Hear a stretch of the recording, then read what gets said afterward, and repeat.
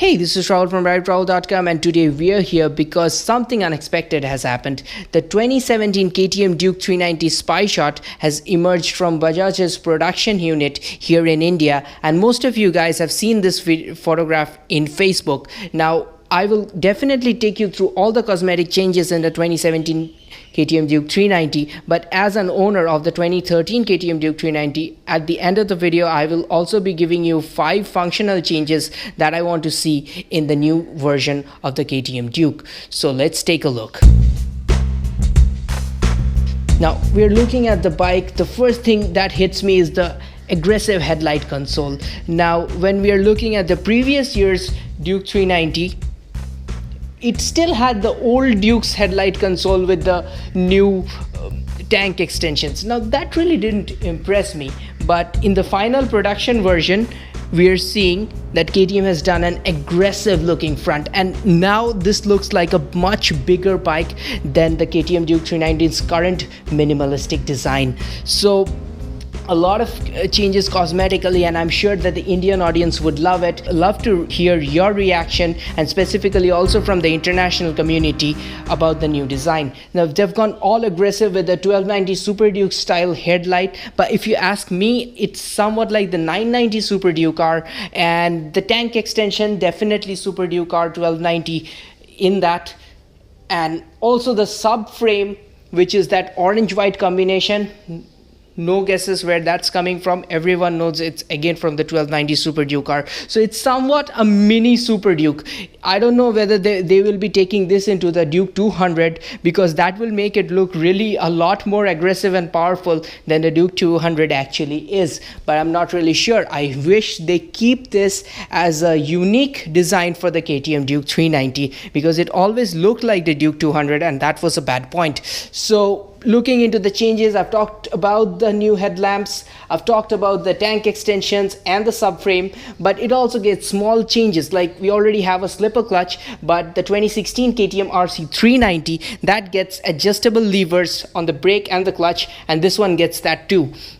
The handlebar is now painted black. I wish they have lowered it a little bit, and I'll tell you why later, but it's basically the same type of handlebar. Gets the new RC grips, which is already there in the 2015 and the 2016 Duke 390. The console is one thing absolutely new, and I think previously there was a problem when we had sunlight on top. There was a reflection into our eyes and we couldn't read the console. With the new 1290 Super Duke R type console's positioning, I think it will even improve functionality. And if you look at the tank, the top of the tank has a carbon fiber panel, again something purely for the aesthetic. If you're looking at the radiator, there is a side covering which has been changed slightly.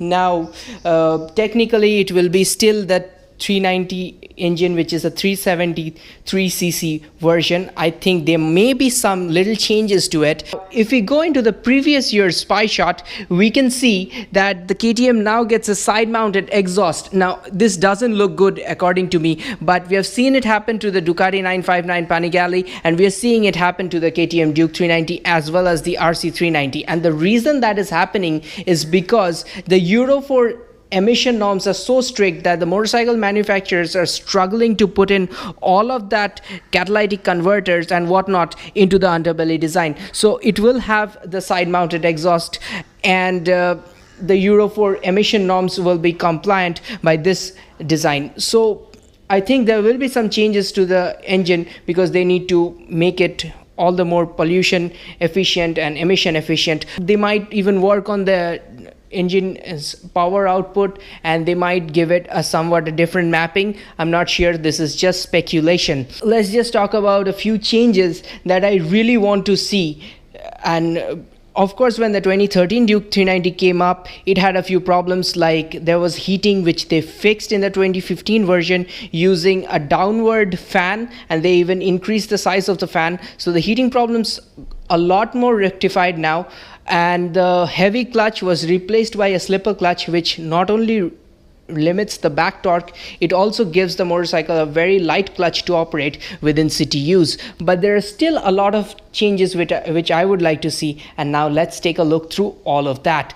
The first thing which I want is definitely a larger fuel tank capacity. The original KTM Duke 390 has a 10.5 liter fuel tank capacity, and the new version should at least get 14 liters, which would make it even more tour friendly, and it would be around a 350 kilometers range before you can go into a refueling.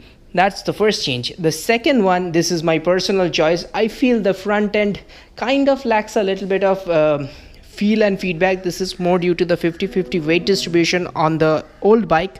The new one can have a little bit of different aerodynamics, maybe lower the handlebar a little bit or put in a little bit more weight towards the front and give the front more feedback and feel while you're doing the cornering. That's one thing I want personally. The third thing, well, I want is the vibrations to be going away from the KTM Duke 390. Of course, it's not a very high vibration, but you do feel a little bit of buzz on the foot pegs at certain RPMs. So maybe they can upgrade the counterbalancer and rework the chassis a little bit to make it even a more smooth and refined motorcycle.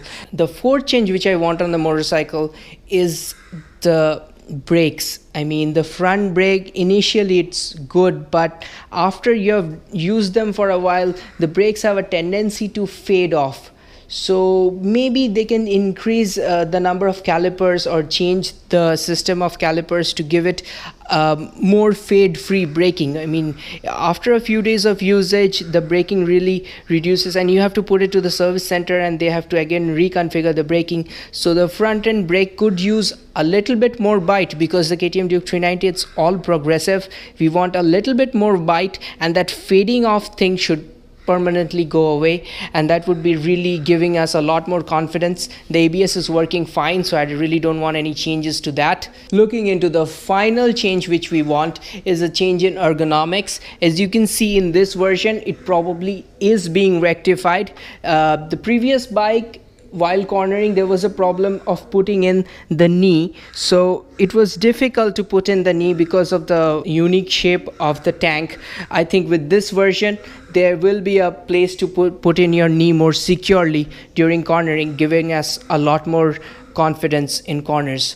So those are the 5 changes that I've listed out for the 2017 KTM Duke 390 to fulfill us. And am I looking for an upgrade? Maybe not, because I want to move up to a bigger motorcycle, but give us your gut reaction.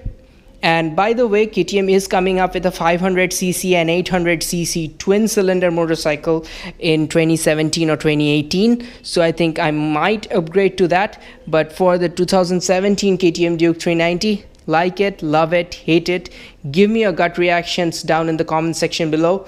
I'll see you very, very soon with the KTM RC390 versus the Yamaha R3 review, which is just being edited right now in my computer. So see you very, very soon. Thanks for watching.